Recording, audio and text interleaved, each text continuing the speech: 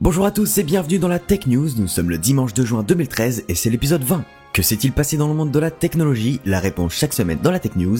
Et aujourd'hui nous allons parler des comptes vérifiés sur Facebook, du cyborg végétal, de l'énergie du futur et de Springfield en vrai. La Tech News épisode 20, c'est parti!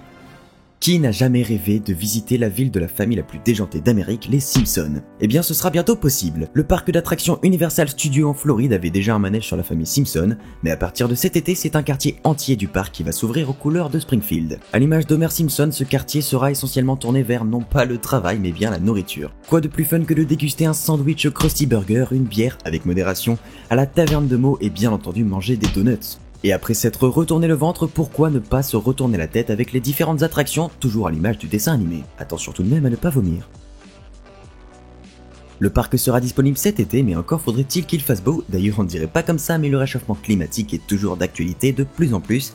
Il faudrait penser à préserver notre planète. 4 adolescentes africaines ont fait un grand pas vers l'écologie en inventant, ou plutôt en découvrant ce qui pourrait être l'énergie de demain, l'urine. C'est dans le cadre de l'événement Maker Faire Africa à Lagos que 4 adolescentes âgées de 14 à 15 ans ont pu faire part de leurs trouvailles réalisées pendant leur cours de chimie. Il s'agit tout simplement d'un générateur d'électricité entièrement alimenté par de l'urine. Ce système consiste à séparer grâce à une cellule électrolytique l'hydrogène contenu dans l'urine avant de la purifier dans un filtre à eau. C'est une fois isolé qu'il est transféré dans le générateur pour l'alimenter. 1 litre permettrait de faire fonctionner quelques ampoules, une télévision et un ventilateur pendant environ 6 heures. Bon, il faudrait tout de même patienter encore un peu avant de voir apparaître ce nouveau système dans le commerce, jugé trop dangereux et présentant de grands risques d'explosion. Mais voyez-y 2 avantages. Le premier est que c'est une énergie très simple et écologique, et le deuxième c'est que nous aurons enfin une autre excuse que les copains et le foot pour boire de la bière. On continue dans l'écologie, décidément les bonnes idées arrivent avec la nouvelle génération puisque c'est encore un étudiant qui a eu une idée brillante, le cyborg végétal.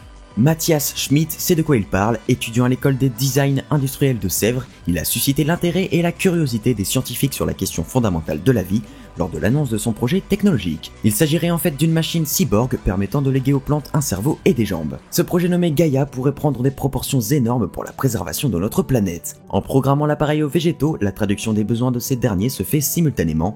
Mi-plantes, mi-robots, ceux de petite taille comme le ficus, pourraient déjà se déplacer comme bon leur semble, s'orienter vers le soleil si nécessaire et assurer leur appétit en eau. Plus la plante est rassasiée, mieux c'est, du moins pour notre environnement, car si la plante respire du CO2, elle rejette en retour de l'oxygène indispensable à notre survie. Ces robots botaniques devraient voir le jour d'ici 2020.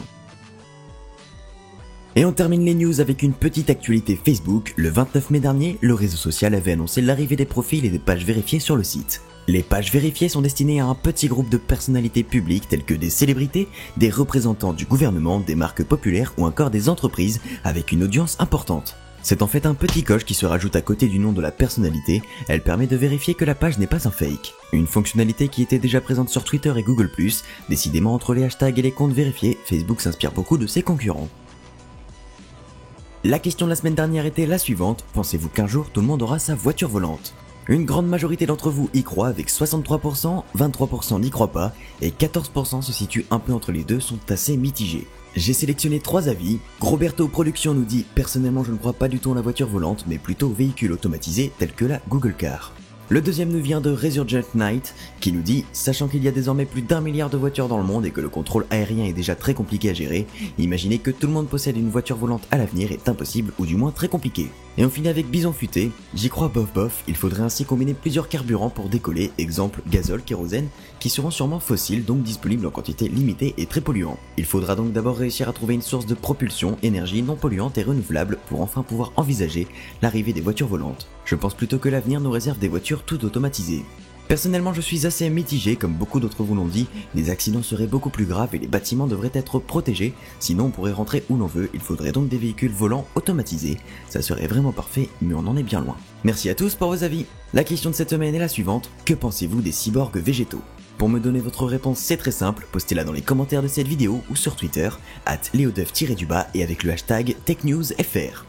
La Tech News c'est déjà terminé pour aujourd'hui mais je reviens la semaine prochaine. J'espère que cette émission vous a plu, si c'est le cas vous pouvez la partager, répondre à la question de la semaine, n'hésitez pas à réagir à l'actu, à me suivre sur Twitter, à aimer ma page Facebook et bien sûr vous pouvez vous abonner à ma chaîne pour être au courant du principal de l'actualité technologique toutes les semaines.